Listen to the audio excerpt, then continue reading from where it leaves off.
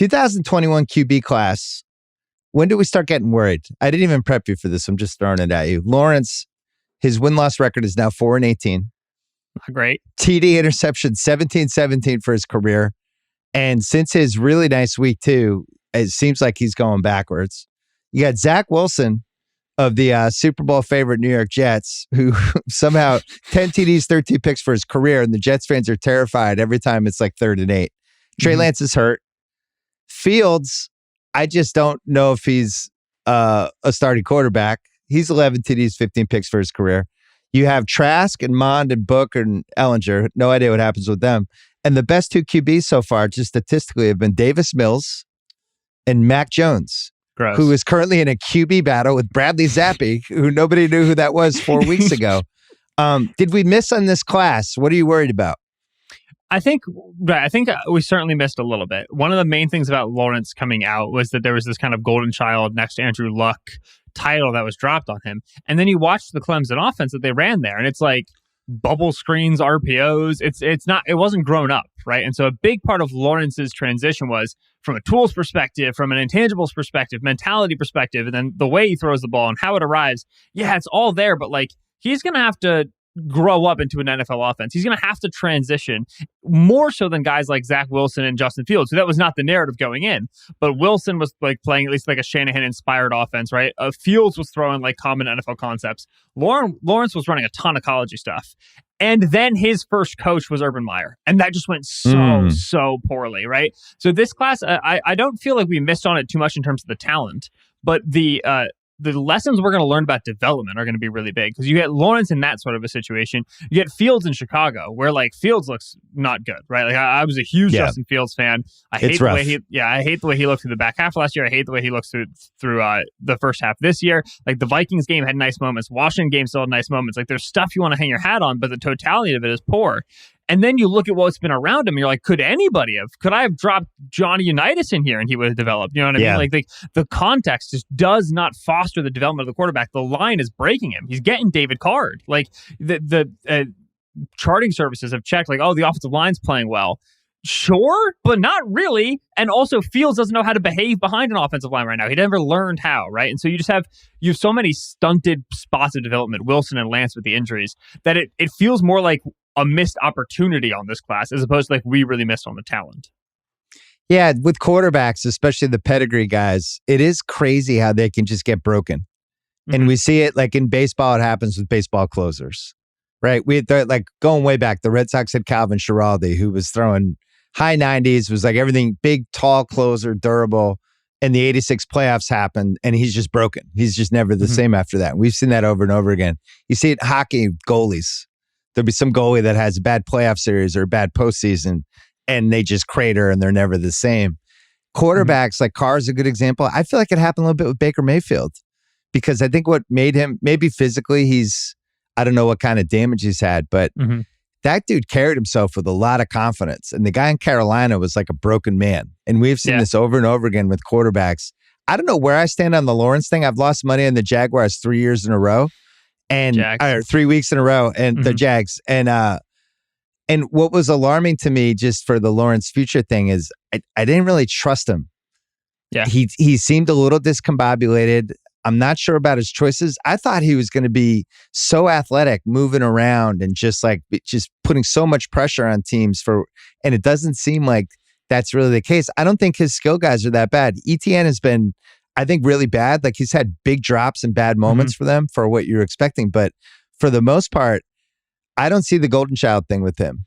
And that's like, how much longer does he have, in your opinion, where we should start readjusting our expectations for him? I'm certainly happy to give him the rest of this year because of the Urban thing. Every time I talk about the Jackson Lawrence preseason, now I always end up saying like, we are underestimating how much Urban affected this team in the development. And even if it's like the only thing we talk about for the next 10 months, we're probably still underestimating. Like it was so detrimental to the culture of the team and to the development of the young players that to me, it very much feels like a rookie season for Lawrence in that regard.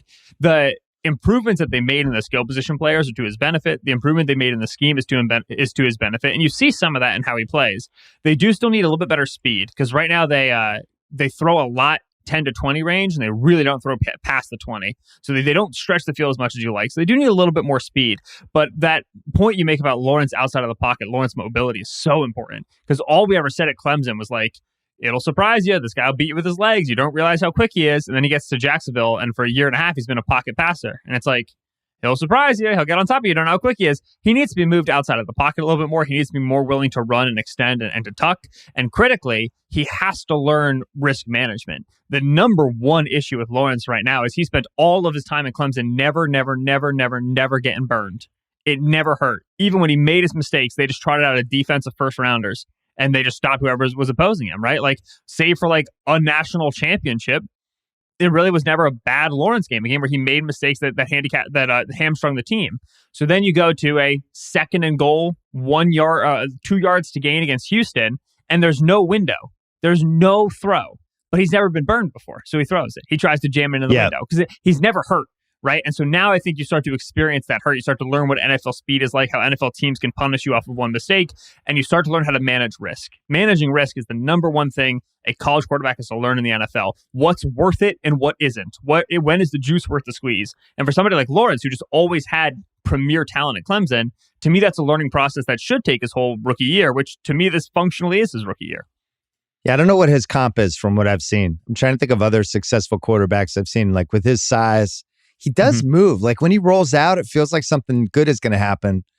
And then half the time he makes a bad decision. I'm not sure. Like, if you had to, let's say one of these quarterbacks from this class is going to win a Super Bowl. Like Biff from Back to the Future is like, there's a 2021 guy who's going to get a Super Bowl. Who would you pick at this point? Like, it's tempting to say Lance just because we don't know anything, so it could still be good. You know, like, you're just like, yeah, it's going to be great. The Lance thing worries me just because, talk about development, man. He's attempted you've 4 lost 2 passes years in my lifetime. You know what I mean? Like, it's really scary. He's obviously in such a great spot. I think I would still guess Lawrence. Lawrence more so feels like I wanted him to be more at this point, as opposed to Fields, where it's like, I don't even know if you're recoverable. I think Fields still is, just because of the scramble value. A big thing I've been on this year with Daniel Jones and with Jalen Hurts is like, man, these quarterbacks who can scramble really just save your offense. Like, they just pick up the floor so much. So I still have some hope for Fields if he were in a different spot, but that's not happening anytime soon. I think Jacksonville's a good environment. I think Doug knows how to develop guys. I'd probably still take Lawrence. With that said, I would need Biff from Back to the Future to tell me one of them was winning it before I would go and put my name on one seriously. of them. Yeah, I get the Peterson thing, but I think the game management stuff they've done has been really dumb, especially the last couple of weeks. Like 4th and 1 options and huge moments that swing momentum of games, stuff like that. Ellinger is the interesting one to me, because you just laid out with Hurts and Mariota, and like the league is kind of moving at least a little bit with some of the QBs to these mobile quarterbacks, and that's his calling card, right? So at some point somebody will roll the dice with that dude, and it'll probably be in Indianapolis next year. Yeah, I would not mind at all. Let's say like Indianapolis craters, which it's always funny because like Indy's terrible, but they're 3-2-1, so they're in a very good spot right now. But if they crater, I wouldn't mind seeing Ellinger play at all, just for that point, right? A scramble quarterback, it's not that he creates better plays, it's that he erases worse plays. 9-yard sacks become 3-yard runs, and that swing in terms of like expected points is enormous. It's the biggest 12-yard swing you could ever get on a field. It's turning a sack into like a moderate gain. And so anytime you have a quarterback who can use his legs, his ability to erase negative plays is really big to raising your floor. And so, all right, get the guy out there and then see if he can become something more. And that's why the Jets with Zach Wilson are exciting, because I wasn't the biggest Zach Wilson fan. Me neither. Coming out, from what I've seen, I'm not, super encouraged. I think there's good notes and there's bad notes, but the Jets offense is good. Like, the Jets offense works right now. They have a great running game, and they've scrambled together this line well enough that they can get it done. They have good receivers. This team's working. So that lets Zach keep playing. Zach doesn't have to like make hero plays on every 4th down like Justin Fields to keep the team alive. He can just run the offense. That gives him the room to develop. The guys like Lawrence and Fields don't have as much of right now.